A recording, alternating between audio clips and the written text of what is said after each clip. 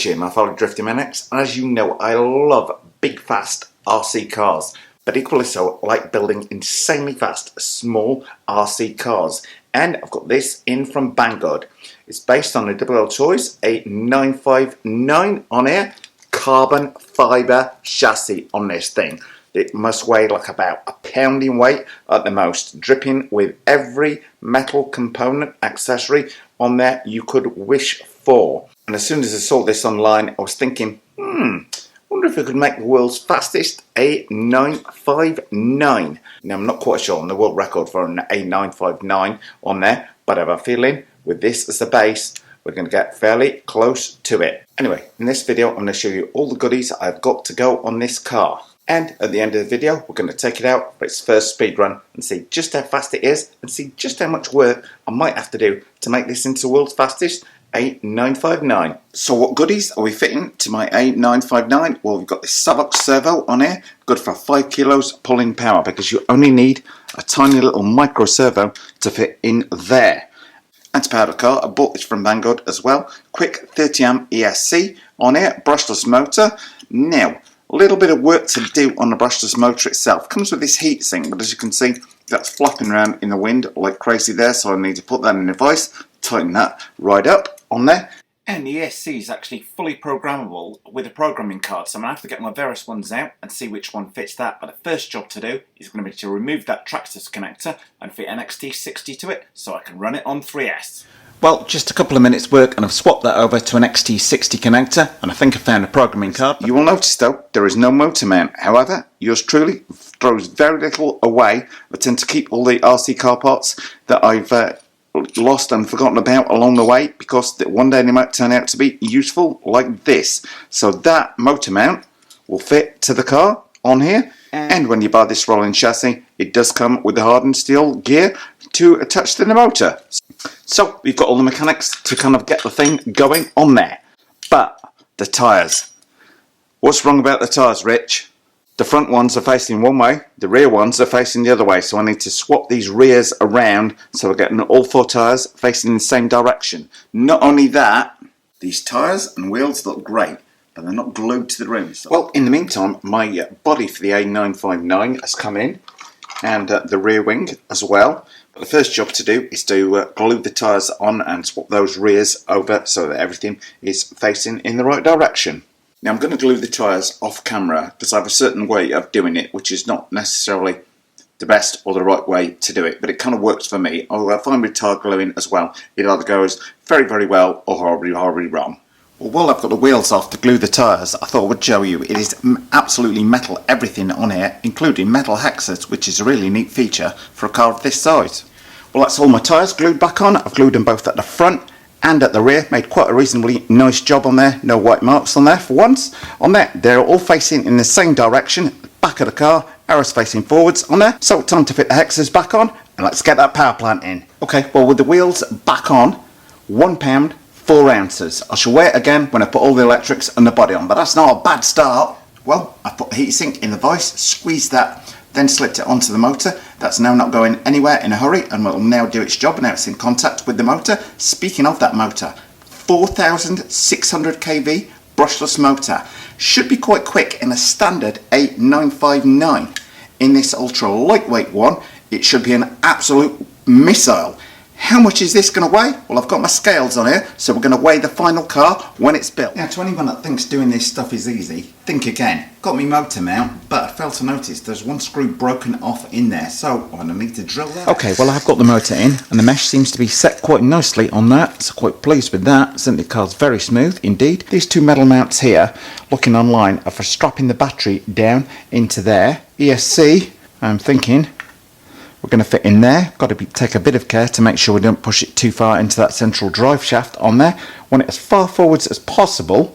I've put the body on and test fitted it, and with all the leads over, the body will fit on there. Might need to fit the receiver down the side here, because originally on an A959 it's a combined ESC and receiver, but with this brushless ESC I'm going to need to fit a new receiver. Flipping the car back round to the other side, I think the next thing to do is to install my Savox servo in there. And then I can see just how much space we've got to play with. And I've already changed my mind. I'm going to mount the receiver straight on the top up here, double-sided tape, and a little Ziploc tie around to make sure that's not going anywhere. It needs to be back here rather than that plate there, because otherwise the body won't fit on. Okay, Savox servo installed. I had to use a different steering servo arm to the one that was actually supplied with the chassis kit on here, due to a size difference in the servo shaft. Okay, now having flipped the car around, I'm going to fit this ESC as far to the front of the car as possible in order to maximise the size of battery that I can fit in on there. Hence the fitting of the receiver on the top, because if I fit the receiver down the side here, which I could do, I'm actually reducing the maximum size of battery I can fit in there. Okay, well, it's coming along nicely.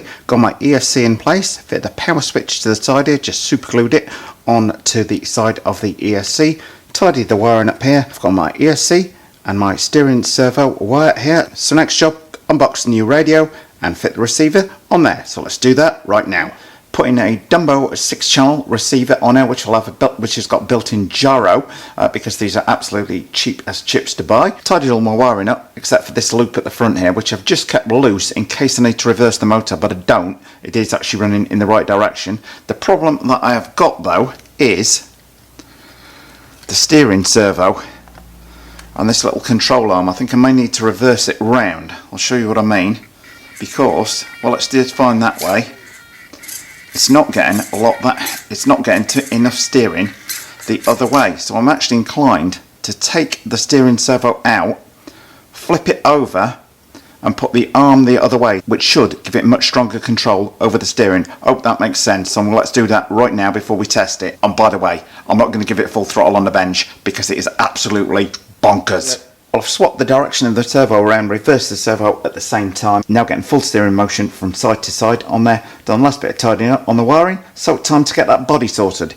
Got my wing on, got the front nose cone on. However, I am missing the two body pillars, which don't happen to come with the car, so I'm laughably going to have to order some of the body pillars to fit on the car, because I've got nothing that screws in to those two holes. But anyway, let's take it for a quick spin around the yard as it is. But before I go and do that, let's weigh it. Weight without the battery, 1 pound 11 ounces, not too bad at all. And with a battery on board, 1 pound 14 ounces. So the whole thing, the whole build is under 2 pounds in weight. Given that's a 4600 kV motor, 3S battery, 30 amp ESC, I have a feeling this thing may be a bit of a handful. I think this might be going quite quick.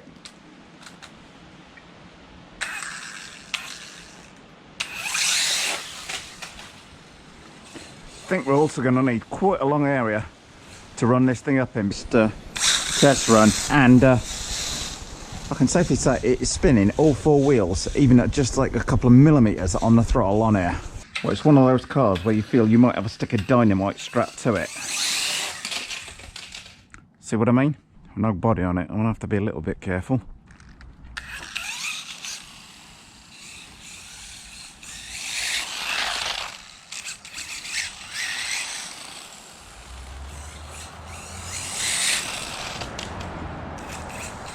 Well, this is a Richie whoa moment on there. The car, nothing broke on it, although nothing broke on the car, although the rear wing clip did pop off. The power to weight ratio is absolutely terrifying. I'm just touching that throttle and that thing is leaping forwards and it even come close to giving it full throttle. I have a feeling we're going to go and need to take this up to the college at the weekend, and I want to get the body sorted out in case the thing flips over at speed after putting all that hard work in here. Power to weight ratio on this thing has that absolutely bonkers feeling to it. You can just tell from the outset as they set off around from the drive on that. It's very hard to get across on camera, but I just get a feel for them. And when I squeezed that trigger straight away, I was thinking, oh my goodness me, you have created an absolute monster, Richie. So the next thing I'm going to be doing is ordering the body post for the car. Let's get that body sorted, and all being well, let's speed test the thing this weekend, because I have a feeling this thing is just going to be monstrously quick when it gets going. But we're going to need a wide open area, and we're going to need to run it on blacktop as opposed to the concrete on my drive, which is a bit cold today and not getting an awful lot of grip. No excuses though, it is what it is, but this thing is going to be so much fun, it's untrue. You don't want to miss that speed run, then don't forget to like, share and subscribe.